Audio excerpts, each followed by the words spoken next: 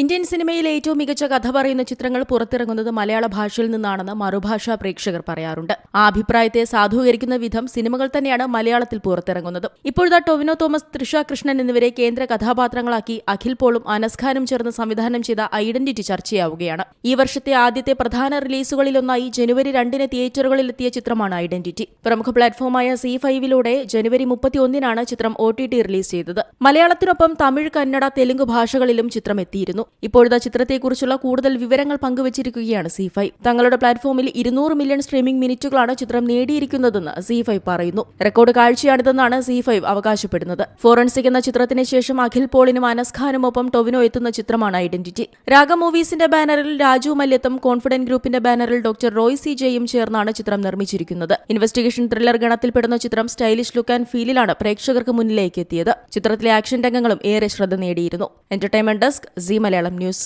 ഏറ്റവും പുതിയ വാർത്തകളും വിശേഷങ്ങളും വിരൽ തുമ്പിലറിയാൻ സി മലയാളം ന്യൂസ് എല്ലാ ഡിജിറ്റൽ പ്ലാറ്റ്ഫോമുകളിലും ലഭ്യം.